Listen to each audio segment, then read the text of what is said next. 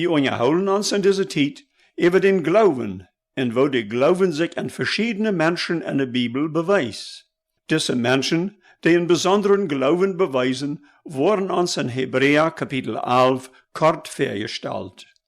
Letztes Mal bejehen wie Henoch, der mit Gott wandelt, und dann nahm Gott am von dieser Erde weg.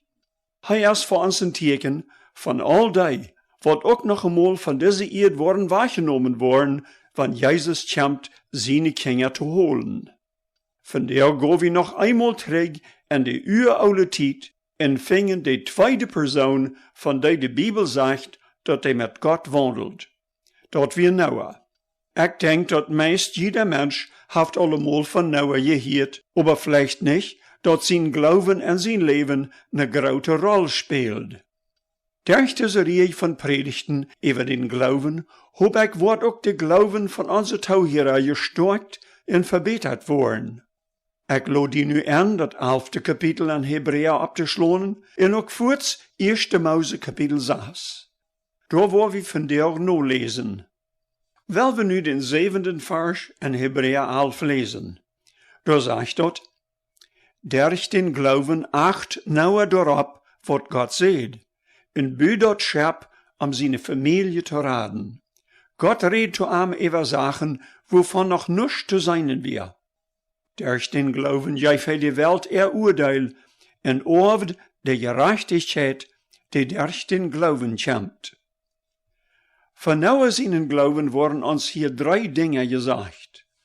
Erstens redet von seinen Glauben, indem ob dort achten deed, was Gott ihm gesagt hat. Das zweite wir, dass durch seinen Glauben die Welt urteil gef. Dat treden wir, dass die Gerechtigkeit orft, die durch den Glauben kämpft. Diese 3 Folgen von Noah seinen Glauben, weil wir uns Lothar noch noder beseinen. Wir wollen uns erst über Noah seine Herkunft unterhalten. Das ist ja immer wichtig. Hast du allemal bemerkt, bei uns Mennoniten, dass es ein von den ersten Fragen ist, wenn wir über eine Person reden, die wir nicht gut kennen? Wir wollen dann wissen, wo der herkommt und ob der mit diesem oder den noch Freundschaft ist. So soll wir das auch, wenn wir verschiedene Menschen in der Bibel begegnen, mit denen wir noch nicht sehr gut bekannt sind. Dat will wir nu auch mit Noah so doen. Noah wird die Urgrootzoon von Henoch, den wir das letzte Mal kennenlernen. Hij stammt auch von Set auf. Set wir je Adam und Eva, dritter Sohn, nur dem kein Abel hat doodgeschlagen. Die Aufstammung oder Linie von Kain wird durchaus gottlos. Die Aufstammung oder Linie von Set wird gottesfürchtig. Und so gab das vierte Sintflut, das große Water, 2 Sorten von Menschen. Die, wat von Set aufstammten, hielden sich scheinbar mehr am Haaren und versuchten am zu dienen, wobei aber die Nachkommen von Kain sich scheinbar jeden Gott anstellten. Weils die Menschen zu Noah seine Zeit so lang lebten, wird Noah noch durch seinen Großvater Methuselah gehört haben, wo der Herr Henoch seinen Urgroßvater hat wahrgenommen und wat für ein treuer Glaubensmann er gewast wir. All dit, neem ich an, hat auf Noah einen sehr großen Einfluss gehabt, sein Leben auch so zu leben, als Henoch dort lebt. Nu dort wir weiten, wo Noah herkam, ist dort wichtig, dass wir uns mit seiner Zeit beschäftigen. Die Zeit in der Welt, worin Noah lebt. Dort schlagen wir nu 1. Mose, Kapitel 6, Vers 1 ab. Da sagt es, als die Menschen sich aber Erde vermehrden, und sie dachten haben, nehmen die Sehens von der Jetta so ne Mejales von manchen Menschen aus an Schmuck leiten und befrieden sich mit die. Diese beiden Vers haben durch die Jahren all viel Kopfgebrägnis angereiht, wie es wie schwor verstohlen können, wer die Sehens von der Jetta und wer die Dachter von den Menschen gewesen sind. Nur nicht hat die Bibel das klar erklären. Eine hochdeutsche Bibel redet von Kinder Gottes oder auch Seine Gottes. Eine plattdeutsche Bibel wird das Ausdruck als Sehens von der Jetta übersetzt. Die Dachter von den Menschen ist uns klar, wie es dort redet scheinbar von gewöhnlichen Frühmenschen. Das Problem sind die Kinder Gottes oder Söhne Gottes. Grundsätzlich gibt es hier, mangt die viele Bibelforscher, was die hebräische Sprache kennen, zwei verschiedene Ansichten. Die erste ist, dass die Söhne Gottes Männer wären, die von der gottesfeindlichen Linie von Seth kommen und dass die sich hatten angefangen mit Frühlied von der gottlosen Linie von Kain zu befreien. Wie's das sagt, die Sehns von der Jatter nehmen so ne Miales von manchen Menschen aus an Schmack leiten und befrieden sich mit die. Wie seien, dass diese Vermischung oder Verdämpelung mancher Menschen dem Herrn sehr schlecht gefallen, wie es in Vers 3 sagt dort. In der Herr sagt, ich will dem Mensch nicht ab einmal leben lassen, er ist doch Fleisch. Ich will am 120 Jahr leben lassen. Das größte Problem mit dieser Utlegung, dass die Linies von Seth und Kain hier mit den Sehns von der Jatta und Dächter von den Menschen gemeint sind, ist das. Warum soll die Menschheit dann so schwind und so sehr verdorben sein, wenn geliebte Menschen sich mit ungeliebten Menschen befreien? Sicherlich es soll nicht nur Gott seinen Willen, aber dort passiert nur der Sintflut immer weiter und passiert auch von der noch. Warum ohr die Menschheit während dieser Befreierie so sehr ut, dass Gott hat verneidig funk, die ganze Menschheit zu verdorben, büte den einen Mal Noah in seine Familie. Dort gibt noch eine andere Utlegung dafür, die aber auch nicht ohne Probleme ist. Dort ist, dass mit Kinder Gottes oder Söhne Gottes Engel gemeint sind. Das Ausdruck Söhne Gottes wird in der Bibel auch für Engel gebraucht. Dort fingen wir an Hiob, Kapitel 2, Vers 1, wo das davon redet, dass an einem Tag versammelten sich die Kinder Gottes oder Söhne Gottes bei Gott, und die Soton kam auch mit. Hier in Hiob sind mit diesem Ausdruck ohne Zweifel Engel gemeint. Da werden wandern verschiedene Bibelutleiher diese Bediedung so an, dass da Engel gemeint sind, wann das sagt, die Kinder Gottes oder Söhne Gottes befrieden sich mit den Dächter von den Menschen. Diese Meinung vertritt auch die plottische Übersetzung mit Sehns von der Jatta. Wenn das erst was passiert, dann würden das beise gefallene Geister gewesen sein, die ihre Bestimmung in der Geisterwelt verleiten und sich hier auf dieser Welt ganz sichtbar mit Menschenfrühlied aufgeben und befrieden. Die Betonung liegt mehr in der Richtung von Befreien, aber auch Hurerie. Wo kann so passieren? Jesus selbst sagt ja, dass die Engel sich nicht befreien dürfen. Die Bibelutleiher, die diese Ansicht vertreten, sagen, dass Jesus dort von den gouden Engel redet und nicht die Gefallene, die ihre Bestimmung verloren haben, der ihr leider de Soton ist. Davon ist scheinbar in Judas 1, Vers 6 der Rede, wenn er sagt, Gott haft auch die Engel, die ihre Verrechte im Himmel nicht bewahren, und tüs im Himmel verleiten, ab ewig gebungen in am diesteren Faust geholen, die an janen grauten Tag für gerecht zu stellen. Durch die Engel ihr voll von der Gerechtigkeit, sind sie moralisch ganz vollkommen und utgeohrt. Sie nahmen sich scheinbar das Recht in die Fähigkeit, sich sogar mit Menschen eierlich zu verbingen und zu vermischen. In anderen Worten, wird die Menschheit von der Geisterwelt nicht bloß beeinflusst, aber die Kinder, wat aus dieser Eien geboren worden, wären nicht mehr bloß gewöhnliche Menschen, aber eine verdorvene Raus, wat portwies Menschen wären, aber mit einer Natur, wat vom Beisen kam. Wenn wir Vers 5 und 6 betrachten, dann sei wie wo diese Raus gar nicht fähig wäre, überhaupt einen gouden Gedanken zu haben. Da sagt dort, der Herr sagt, dass die Menschen sehr beis abgeirrt wären, und dass ihre Gedanken bloß den Tiet Eva schlechte Gedanken wären. In den Herrn deed het leid, dass hat Menschen abgeirrt gemerkt, am wir das sehr schuld.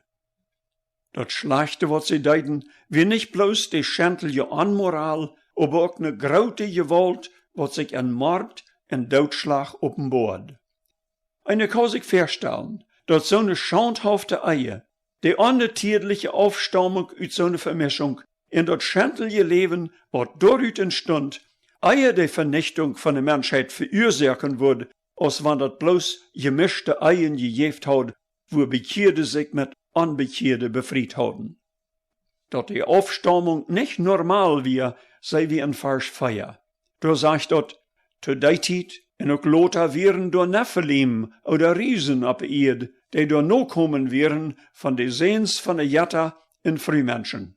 Dort wären von lang her Storche en hoch angeseinende Männer. Hier redt dort von Riesen. Dat Wort Nephilim is een Hebräisches Wort, wat groot en stark bedied, aber ook Alleinherrscher. Die Luther-Übersetzung hat eine Stelle Riesen dat Wort Tyrannen gebraucht.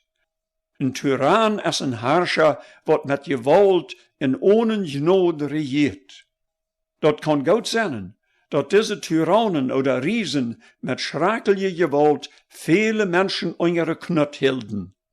Da werden sagt dat in Vers 6, in dem Herrn, der dort leidt, dat hij hat Menschen op de Erde gemerkt, am wieret seiner Schuld.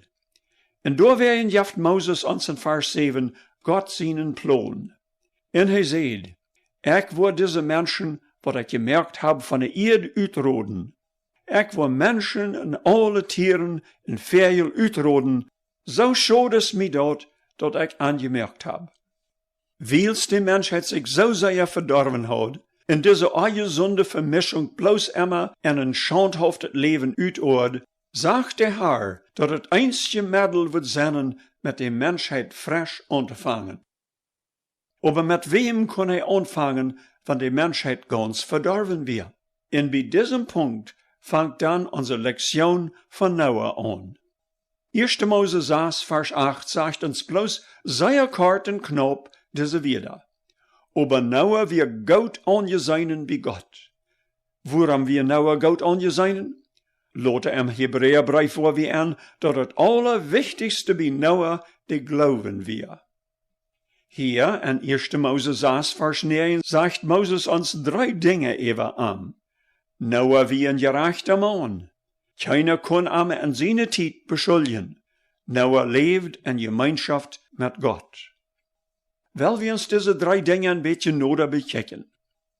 En Gott seine Uren wie Noah ein gerechter Mann. Hij kijkt met Gefallen op Noah. Wanneer dat sagt, keiner kann am beschuldigen in seine Tijd, dann redt dort von 2 Dingen. Von beschuldigen und von seine Tijd. Beschuldigen daunen Menschen uns sehr leicht, wenn sie seinen, dat wir wat Unrechtes gedonen haben. Wat opvallend ist dat in diese beide Tijd hij noch immer ein reines Leben führt, wo nichts unuitgesaten wir. Dat derde wat we merken is, dat hij met God wandelt. Dit is dezelfde uitdruk, den we ook bij hem nog vangen. Dit uitdruk met God wandelen wordt in de Bibel bloos bij deze 2 mannen gebruikt. Dat redt van een ständige Gemeinschaft met God. Dat meint dat Noah en zijn Herr zich zeer goed kenden. Aber wel ons een beetje dieper even den uitdruk Gerechtigkeit aanhouden. Wanneer sagt Noah wie ein gerechter Mann, wo stellst du diese Gerechtigkeit vor? Wird das bloß eine bütterliche Gerechtigkeit, die einer von Büten sein kann, so es an einem seine Kleidung oder sein Fortig oder indem er sich an gewisse Gesetzen hält? Noah lebt ein anständiges Leben für Menschen, wie es das sagt, keiner kann ihn beschuldigen. Dat meint, hij behandelt alle Menschen mit Respekt en Liebe en führt seine Geschäften so, dat keiner am wat unabrechtet nowiesen kann. Seine Gerechtigkeit wie aber nicht bloß von Büten, und dat wie auch nicht eine selbstgemerkte Gerechtigkeit, die einer sich prüft zu verdienen. Lieber Tauhierer, ab wat verlatst du die, dat der Herr die eines Tages bei ihm abnehmen wird? Keiner wird kennen bei Gott im Himmel sein, der nicht vollkommen gerecht ist. Aber wo ist dort überhaupt möglich, so gerecht zu werden, wenn wir selbst Sünder sind? Wir Noah dann kein Sünder? Jo, hij wir. Und dat sei wie sogar besonders nur de Sintflut, dat hij sich einerseits bedrunk. Wo kann Gott dann sagen, Noah wir gerecht? Darüber will wir uns Lothar noch mehr sagen.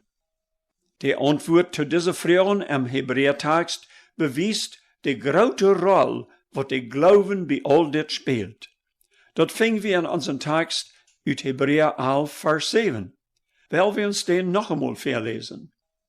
Durch den Glauben acht Noah daarop wat God zegt, en buurt het schep om zijn familie te raden. God redt zu ihm über Sachen, wovon noch nichts zu sein wir.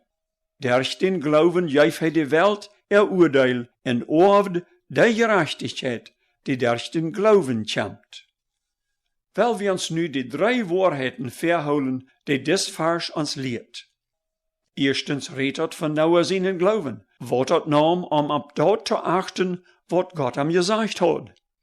Dat tweede weer, dat hij durch seinen Glauben de Welt Urteil geeft, en dat derde weer, dat hij de Gerechtigkeit oorft, die durch den Glauben kommt.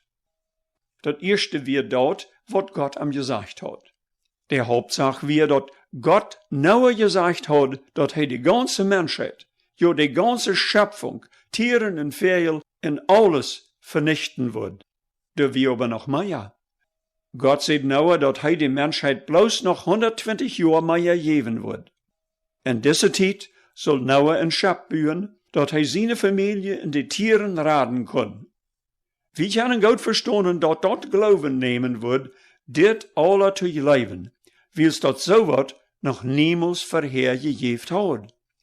Denk je mal an, dat Noah daar op een 3 Stab een Schöpf bauen soll, wann dat noch niemals vorhergereind hat. Denk je mal an, wo dat mat voor anderen gelaten haben, dat Noah hier Jahr für Jahr an een Schöpf bauen wird, wo binnen kein anderer in Wert zag. Dat mat groter Glauben genommen haben, op Gott seine Weder acht te geven. Wo beweist hij dat hij op Gott seine Weder acht gaf? Hij buurt über de Jahren immer wieder an dat Schöpf. Nicht mal bloß dat. Wir fingen vom Apostel Petrus in 2. Petrus 2, Vers 5, dat Noah ein Prediger von Gerechtigkeit wir. Da sagt dat, Gott verschont die oude Welt auch nicht. Büter Noah, der door Gerechtigkeit predigt.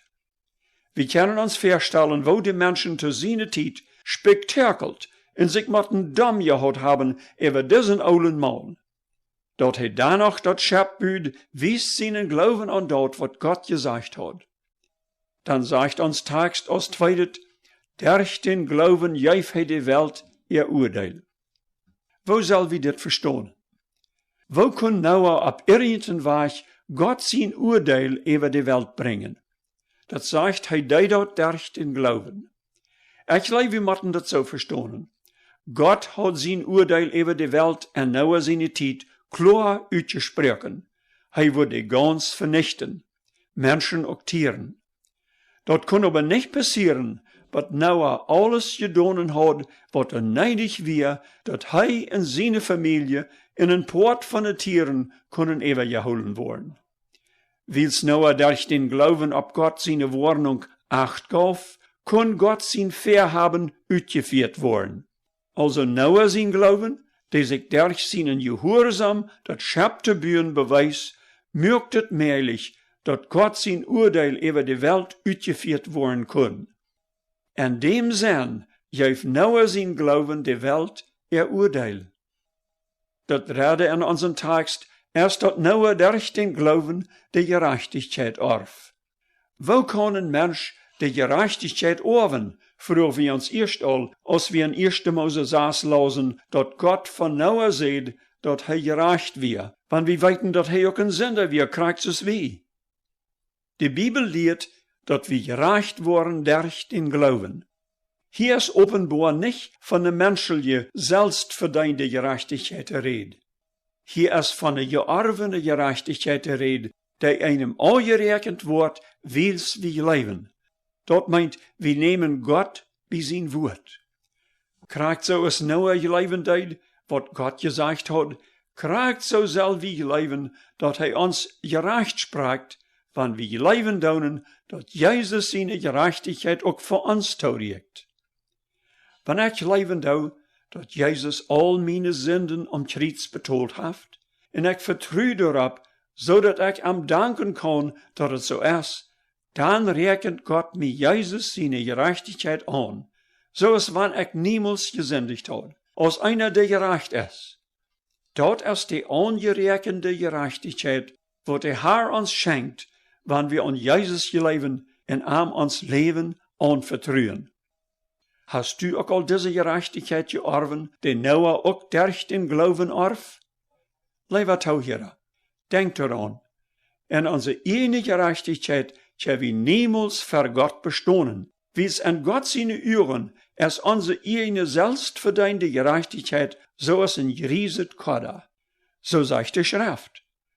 Bloß durch unseren Glauben tja wie zu der Gewissheit kommen, dass Jesus seine Gerechtigkeit uns angerechnet wird, wann wir leben. Wollen wir noch beten? Lieber Herr Jesus, ich danke dir, dass du für uns alle gestorben bist und dass wir an dir in ganz neues Leben haben können und dass deine Gerechtigkeit uns angerechnet wird, weil wir auf dich vertrauen. Das ist deine große Gnade und wir danken dir dafür. Amen.